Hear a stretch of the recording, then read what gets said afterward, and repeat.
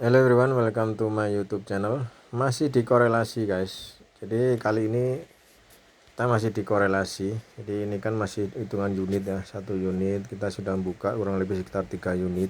Nah, nilai plusnya adalah di sini kita perhatikan di Euro Canadian ini plus, artinya dia buy kan, terus ada plus. Makanya kenapa di beberapa unit yang selanjutnya ini bukan unit tapi single pair, ini kita buy semua. Ya, ini semuanya kita buy, tujuannya memang itu supaya apa uh, kita ini sebagai tren ya. Jadi trennya kita tahu apa, Eurocat naik. Oke, berarti kalau Eurocat naik maka GBP Canadian dan juga Euro Canadian ya harus kita buy kan gitu, karena trennya lagi naik kayak gini. Oke, jadi kita tidak melawan tren, tapi kita berdasarkan tren yang ada gitu. Itu enaknya pakai korelasi gitu, kita akan tahu tren yang terjadi saat itu dengan melihat di pair-pair yang positif-positif ini ya. Jadi pair-pair yang positif ini apa, ini yang positif-positif berarti Eurocat lagi naik, otomatis GBP Canadian lagi posisi naik juga gitu. Itu enaknya kan, enaknya gitu, sehingga apa lebih ke arah kita akan tahu tren dengan gampang gitu loh guys. Jadi ya ini salah satu trading system yang cukup mudah. Nah, untuk sebetulnya ini dua ini masih belum kita kasih stop SL plus, karena kan kita melihat di sini ya. Kita melihat di sini nilai daripada ini ya, ini masih kalah daripada nilai yang di sini ya, dia masih kalah. Ya, perhatikan posisinya 260 ya kan. 260 versus ya ini 25 versus 27. Nah, bila nantinya nilai plusnya ini lebih atau paling tidak lebih tinggi daripada nilai minus, maka dapat kita pastikan trennya akan semakin naik atau semakin tinggi. Itu trend up-nya akan semakin naik atau semakin tinggi. Itu. Otomatis semua unit ini harus bernilai positif. Semuanya ini. Itu, jadi ini pun harus bernilai positif. Ini masih negatif, minus, anggap aja minus 40 ya. Itu sini juga minus anggap aja 60 lah ya. Atau minus 70 lah. Ya, sini minus anggap aja 10 ya kan. Masih minus semua posisinya. Jadi belum positif, sehingga ketika ini belum positif, ini berani kita tahan. Makanya kita kasih SL plus tujuannya untuk itu. Saya yakin, nah ini perhatikan. Ini nilainya sudah plus sudah. Ya kan? Maka nanti kita tinggal nunggu yang ini, dan yang ini juga akan mengalami fase yang sama, nilai plusnya. Makanya korelasi enaknya gitu. Kalau kita bermain gampang-gampangan ya, gampang-gampangan artinya tanpa melihat nilai plusnya. Kita close dulu. Oke, kita close aja yang sekiranya menguntungkan.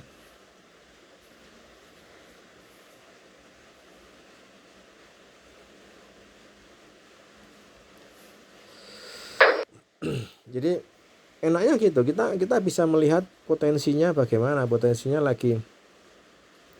Kalau kita hanya bermain korelasi saja, hanya bermain ini saja, maka keuntungan kita akan kecil. Itu loh, kecil, sangat kecil sekali. Ini cuma berapa poin ini? Ini cuma dapat berapa poin ini? Ya kan, 15 atau 20 poin. Tapi kalau kita jadikan saat kita tambah dengan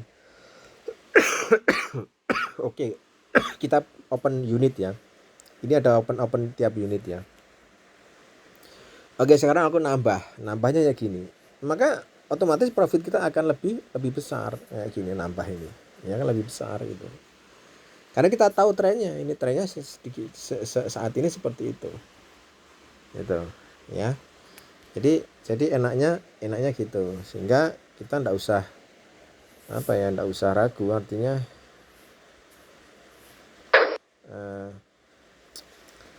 ini kita close semua pun enggak ada masalah gitu. Tapi ya kita close-nya yang ini Nah, ini korelasinya kita close dulu satu, ya kan?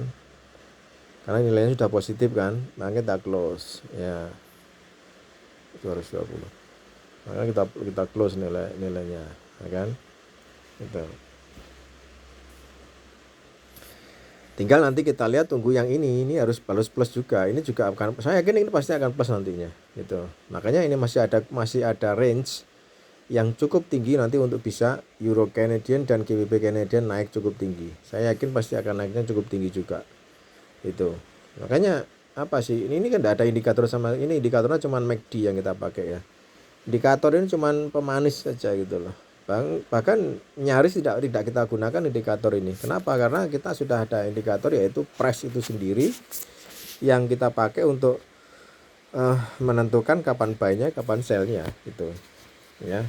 Jadi tidak perlu kita pakai indikator. Ini aja sudah indikator ini. Ini indikator. Indikatornya apa? Nah, ini indikator. Indikatornya apa? Canadian weakness. Jadi lagi naik semua gitu. Euro Canadian naik, GBP Canadian naik. Makanya itu ini indikatornya yaitu itu. So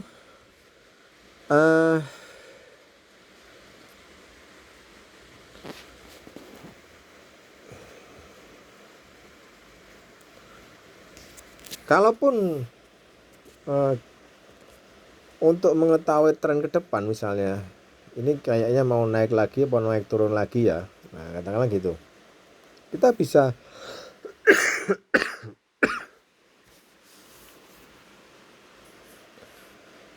bisa nambah juga apa Euro Canadian-nya, GBP Canadian-nya sell, GBP Canadian-nya sell 43 sell. Oke, ini buy. Nah ini oke ya, ini tujuannya yaitu nanti untuk melihat trennya lagi, masih kuatkah dia nanti naik. Kalau kita lihat dari arah ini masih akan kuat naik gitu.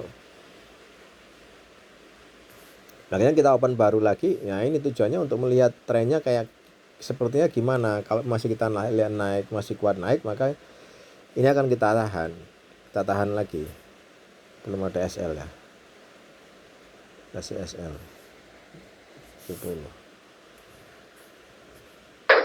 Ini kasih SL